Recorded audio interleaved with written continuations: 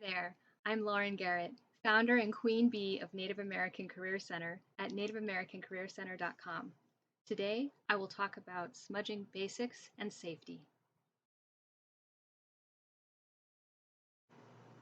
Before continuing, I will voice an important disclaimer due to the nature of what is discussed in this educational video. Neither I, Lauren Amanda Garrett, nor Native American Career Center is liable for anything that may result from the information shared in this educational video on the spiritual practice of smudging.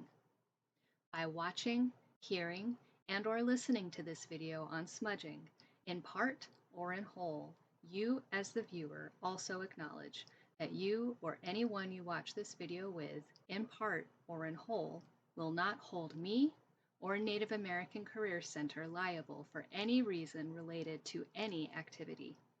Additionally, any underage people who may come across this video for any reason should always have a responsible adult present to supervise and help when engaging with any cultural activity, including and not limited to smudging. All viewers, regardless of age, are advised to practice safety first. Thank you for heeding and acknowledging this important disclaimer.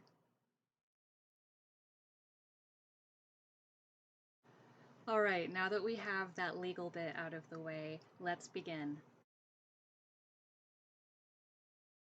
I'm happy to say that I have a great book recommendation for those of you who might be interested.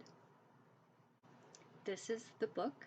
It's called Sacred Smoke: The Ancient Art of Smudging in Modern Times. It's by Harvest McCampbell, and I think this is a great book for anyone interested in the practice of smudging. And one of the reasons I really like it is because it's not very long. Some books that are out there can be very dense, and this one I think is a good length because it is comprehensive, it's written by somebody who is native, and it provides like an insider view on what it is to smudge. There's a link provided in the description for anyone who might be interested in purchasing the book. What is smudging? The short answer is that it is smoke that is used to spiritually purify a person and space. At the beginning of this video was a disclaimer because how do you get smoke? You get smoke from fire. And so that's why it's very important to practice safety in any sort of instance where smudging is occurring.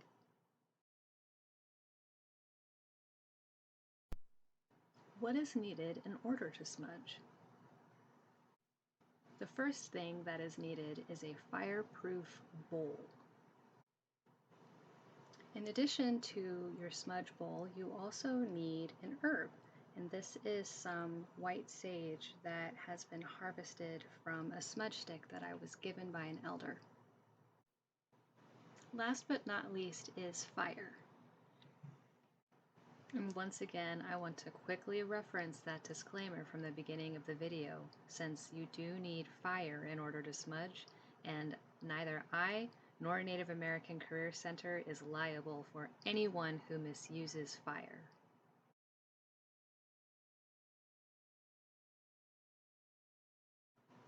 In smudging, my stance is that what you burn your herbs in is even more important than the type of herb that you use. One example of a bowl you can burn your herbs in is a shell like this one. And I regret to say that I don't know what animal came from this or used it as its home. And this was a gift to me by my mother and obviously has been used many times to smudge.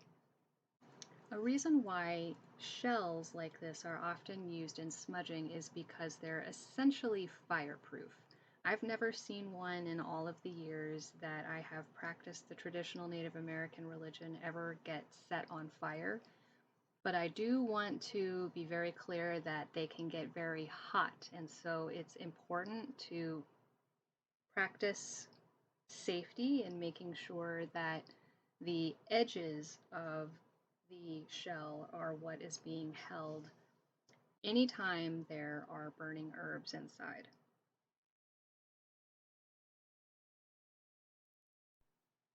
And now I will demonstrate smudging for myself.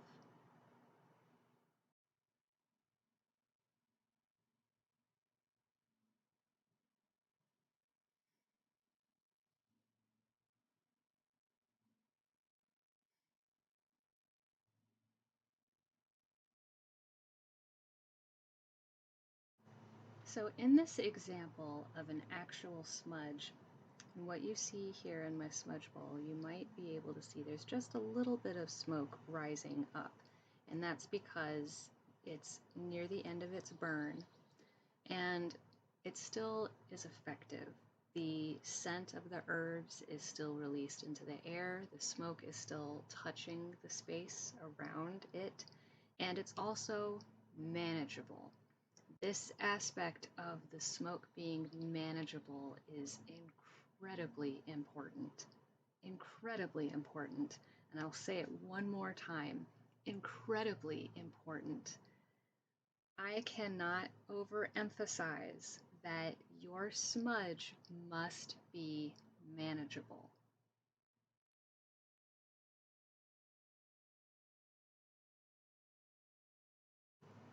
What is it that makes the herbs in my smudge bowl manageable? The short answer is that they are broken up and there are individual pieces that can burn. There's enough there that I could have some smoke of substance, but it's also not a smudge stick. This is a smudge stick.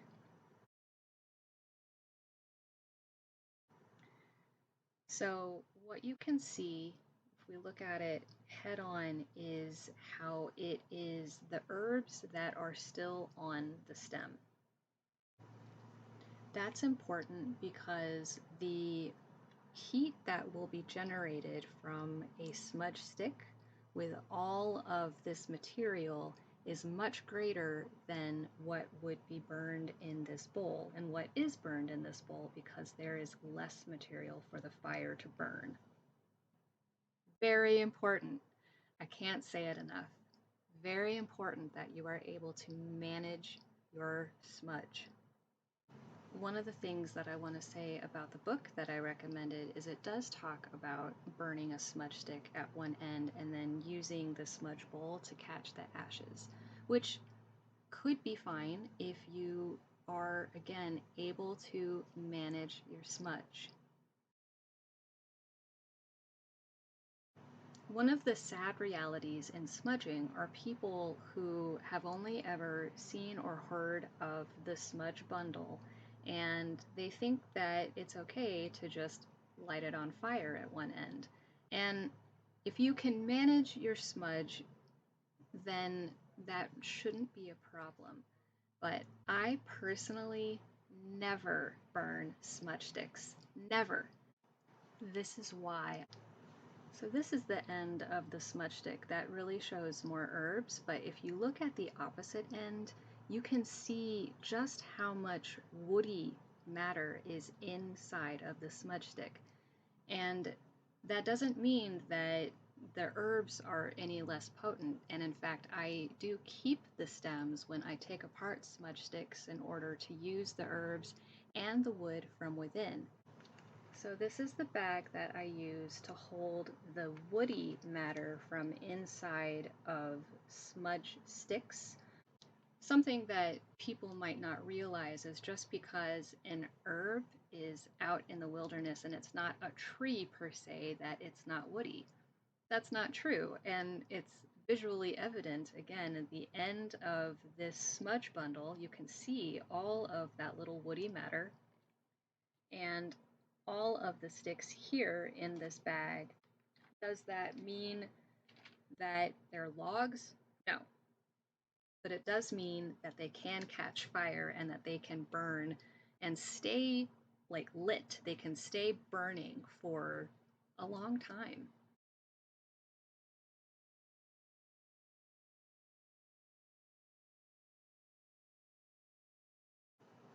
A question that comes up often is, where should you get your herbs from?